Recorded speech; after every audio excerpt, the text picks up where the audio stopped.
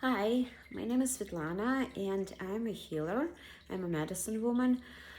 I live in Wisconsin and I would like to teach you today how to make very special conifer balm and conifer oil too, because conifer balm is made from the conifer oil. So the first thing is a gathering. So I'm going around the country and I gather lots of herbs.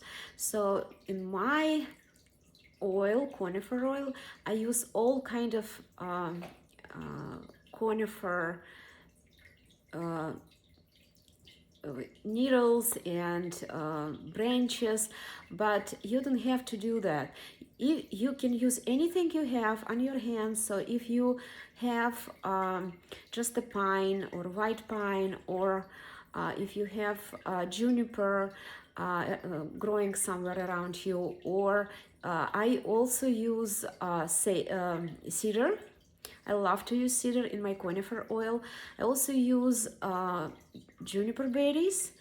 Um, this is the first part because this conifer oil is going to be made from the two different oils and they have to be prepared separately. So what I have here, I have juniper. I gathered this juniper in Dakota, in the mountains. This is juniper, and it's dry.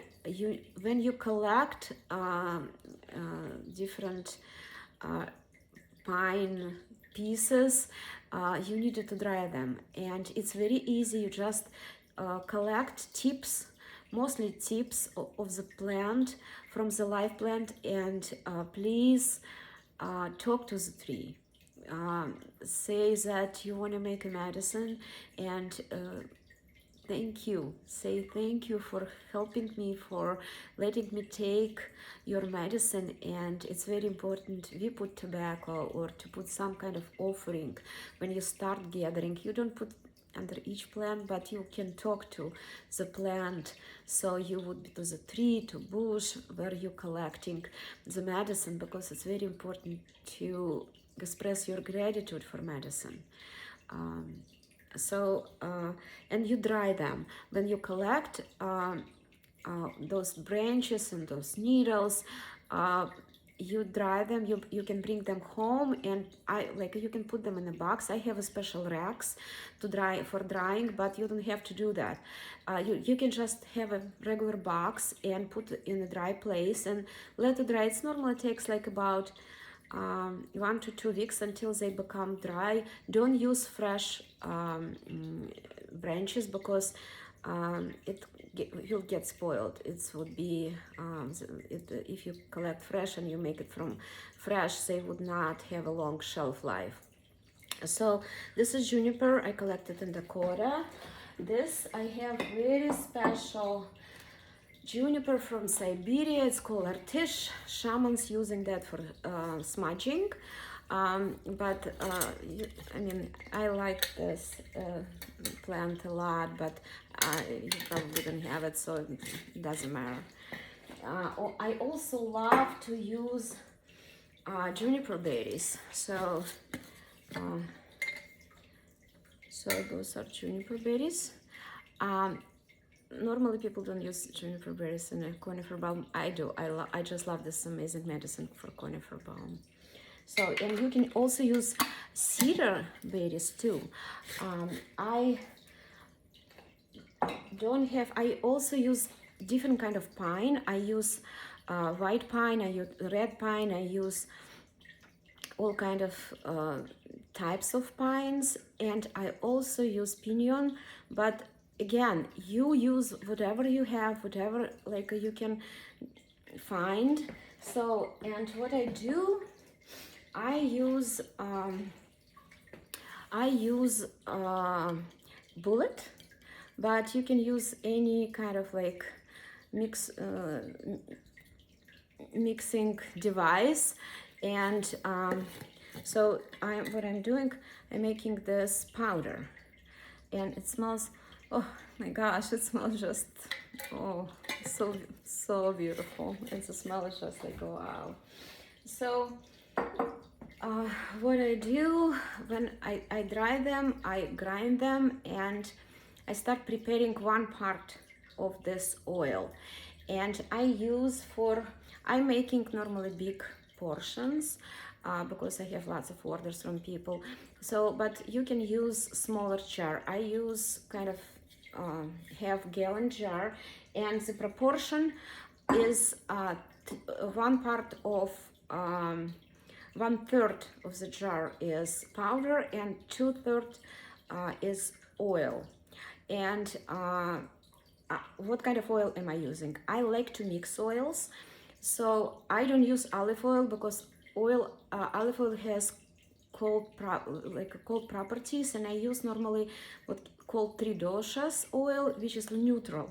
So grape seed is good, avocado is good, sesame seed is very good, not fried seeds, just a clear, pure sesame oil. And those would be very good oils for this balm. So, but I'm normally mixing them. So I use like a part of the grape oil. I can add some sesame oil. I mix grape oil with avocado. But if you just have like grape oil or avocado oil, it's all fine. It's okay. Just like use this kind of medium property, not cold, not very hot, like a oil. So, and what I do, I put this in a jar, and I'm placing this jar in a pot. I giving you recipe. It's not what I am doing normally because I use very old way to prepare oils in clay pots, and I bury them in the ground in the coils and let them stay there for 4 days. We call this birth of the medicine, but you don't have to do this, and it's not convenient, I know. So I'm adapting right now, and you can just use big pot, and I'm using this silicone stand for canning. This it should have a holes, so it's like the air would be able to escape, and it's protecting your jar from the heat, and it's lifting a little bit, helps to kind of heat more evenly. But if you don't have this, also you can use towel, just put towel on the bottom.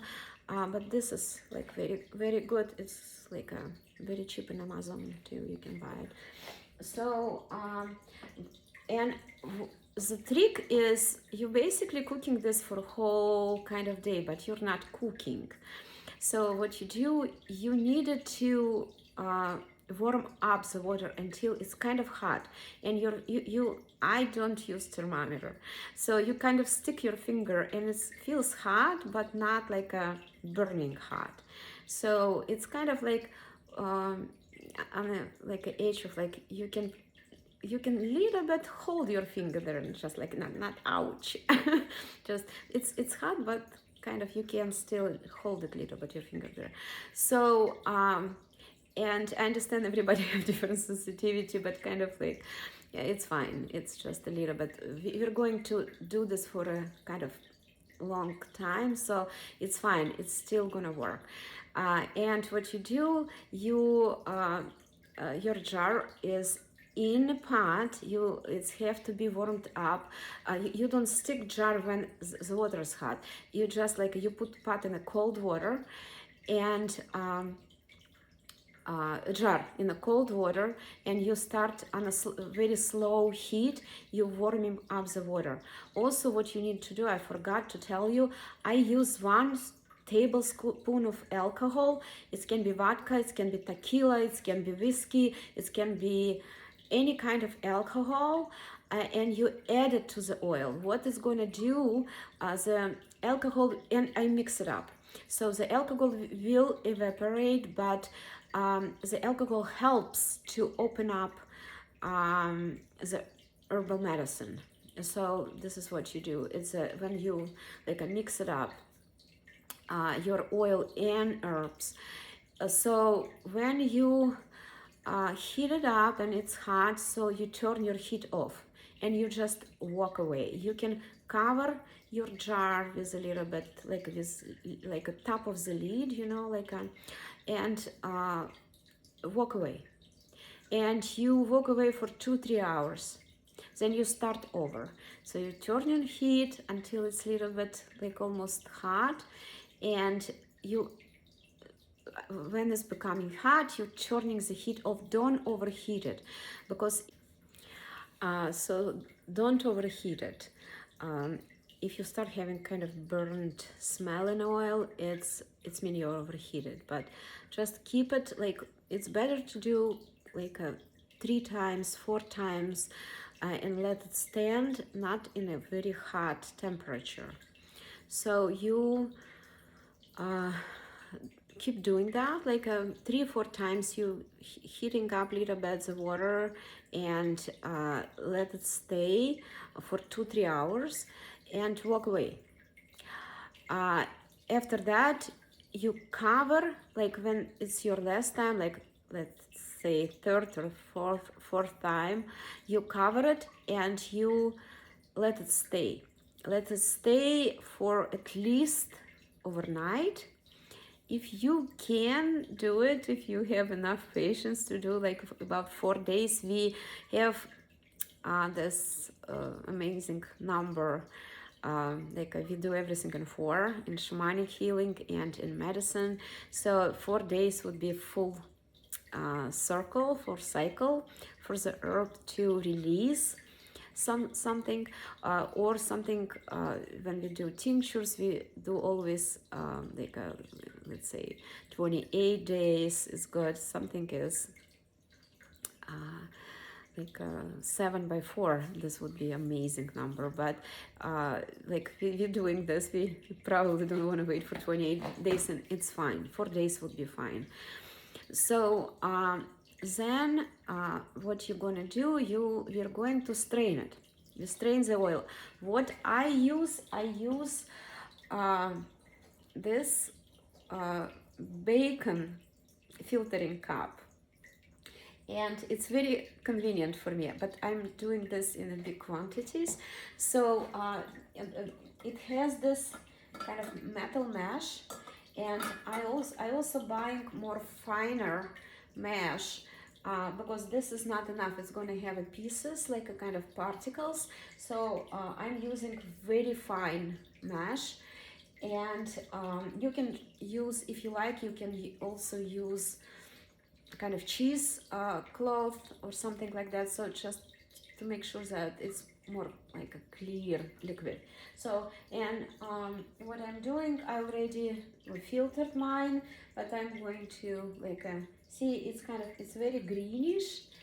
It has lots of green color in it. So, and I'm kind of here trying to filter all of it. It's my last cup, so this looks, see, it's a particles with oil here, and I'm filtering. Now I'm going to talk about how to prepare second part of the oil. And this part of the oil, it's very important not to cook together with the green parts, because it requires much more higher temperature. And what I do, I take sap from, I collect sap from pine. I collect sap from different kind of pines, but you can just use whatever you have. And I just walk in the woods and collect pieces of the pine. It's very important not to take all of it, because it helps to heal the tree. And also we also give offering and saying thank you to the trees, and we can give tobacco or just bring something to the tree. So you collect this. This is dry. This is dry sap I collected in different parts of the country where I was traveling and collecting, gathering herbs. But I also going to use one. It's a sap from Siberian pine. You probably don't have it, it's fine. Just I like to use it. It's very, it has lots of healing qualities. Also, I like to use pinyon pine sap. And this one I just bought from somebody. I don't remember where I got it. But you can order this online. And Native American people use this sap for centuries for healing, to make balms. It has lots of healing properties too. So I'm using this. I'm not grinding because it's soft, so I'm just kind of cutting off some pieces of it and adding to the dry pine sap. And what I do, I use bullet. And what I do, I kind of make a fine powder from dry parts. And I have this special cup and special knife just for sap, for kind of hard parts from frankincense, from all kind of types of sap, because it's impossible to remove. So I just, on my bullet, I have a special knife and special cup just for sap. And I only like make a powder from dry parts, otherwise you would not be able to remove this from the cup. So, and I make a powder from it, and I'm using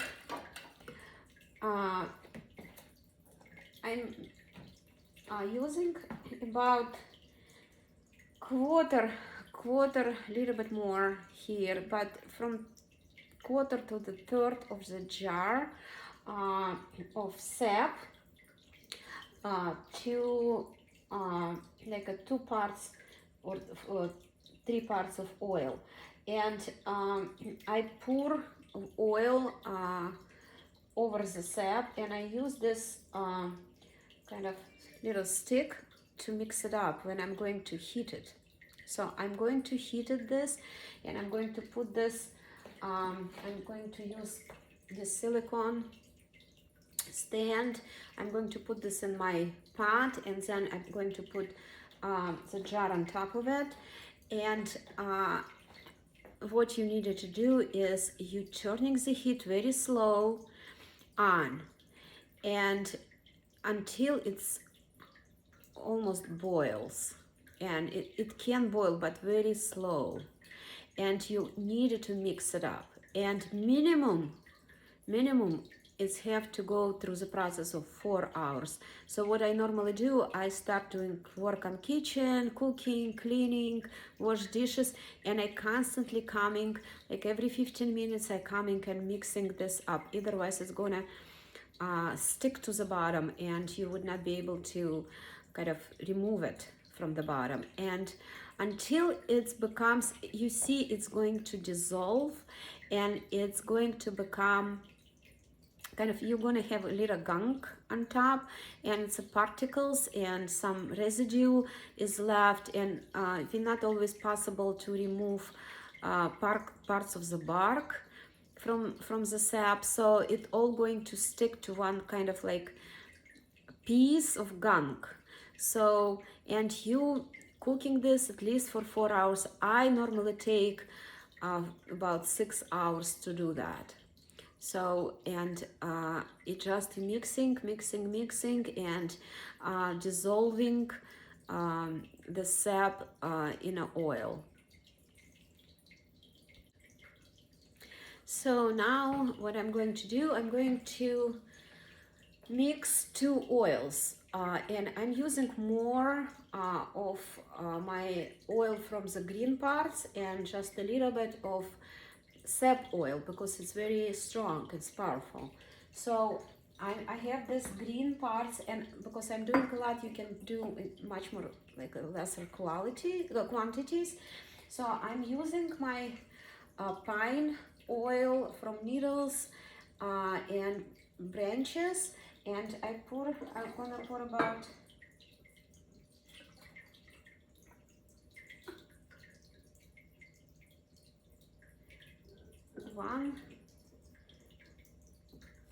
one liter of this, so 1,000 milligrams, and I'm going just to pour about 100 milliliters. So this part is about 250, so it's like a little bit less than half of this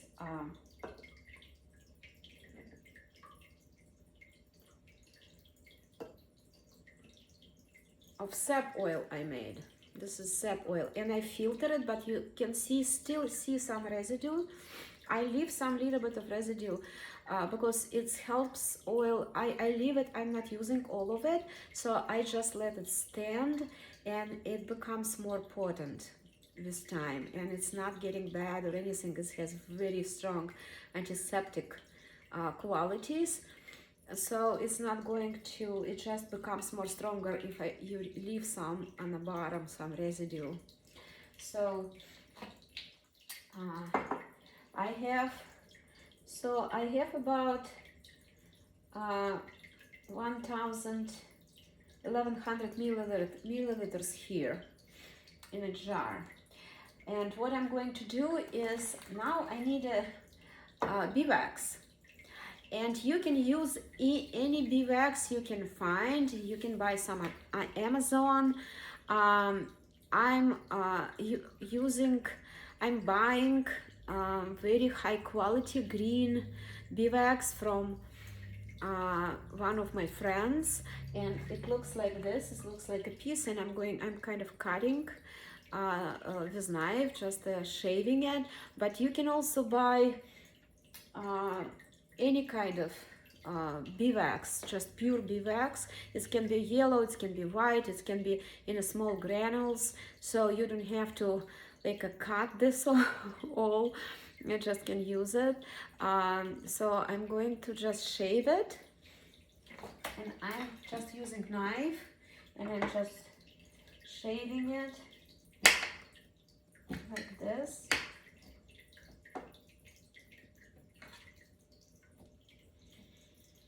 It's gonna take me some time, and I'll come back.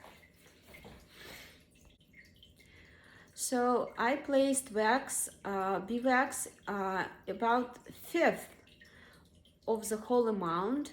I don't use, I'm not using weight. I'm just looking at the quantity, and with my experience, I'm using about 1/5. So of the amount.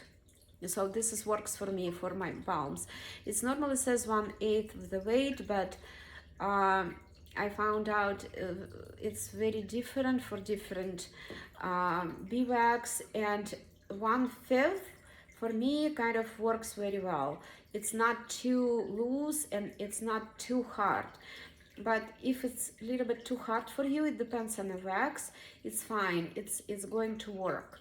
If it's too loose, it's not good, because it's not, first of all, it's not going to have a long shelf life, and it's kind of may become like in different temperature, it may become kind of liquidy. So I sometimes use a stick to kind of drop on the counter and see if this is like too loose and it's not cooling down very well.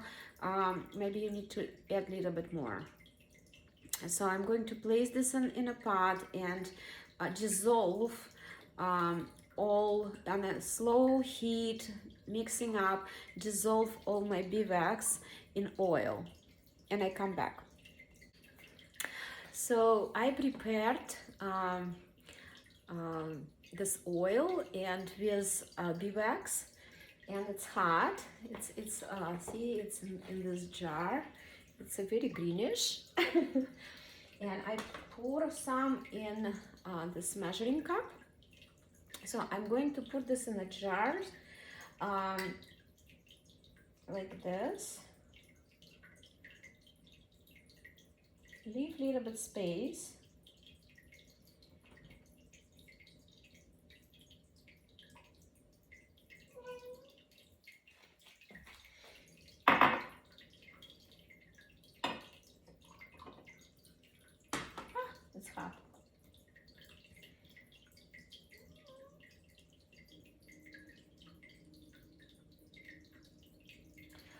and let it cool down. Let it cool down until it's really like cold. It's not, don't put this in the refrigerator, but let it cool down, and don't cover with the lid, because if you cut it, if you close with the lid until it's warm, if it's warm, so it's going to collect moisture from the heat, and then it may go bad. It should not have a moisture, so cool it down until it's really cool. And it's going to look like this. This is not pine balm. I made different this balm from different herbs, but in yours gonna be a little bit on the greenish side, but this is gonna look like this. And you when it is going to cool down, you can just use the lid, and like you can use any jar you have, small jars, and just cover with the lid, and it's going to have a pretty long shelf life. I forgot to tell you that I used just a little bit. It's like a for whole amount I use just maybe half teaspoon of vitamin E oil. I added so it would have a longer shelf life. But this balm is pretty good because it has so many antiseptic properties. It's pretty good to stay long and stay fresh without even adding vitamin E oil. I like to add it just because I make a lot of this. So thank you very much. It was very nice to share this medicine with you, and please be very respectful when you're going for gathering, for using this like a herbal medicine. Please be very respectful to our Mother Earth, to the nature, to the spirits of the nature, and use like some offerings, gather herbs with gratitude, talk to the herbs. I normally do, when I start my season, I do little small ceremony, gratitude ceremony. I use drum, I sing, I dance, I talk to the Mother Earth, I talk to the nature, I talk to the spirits of the nature. And I bring offerings, I bring tobacco, I bring grains, I bring chocolate.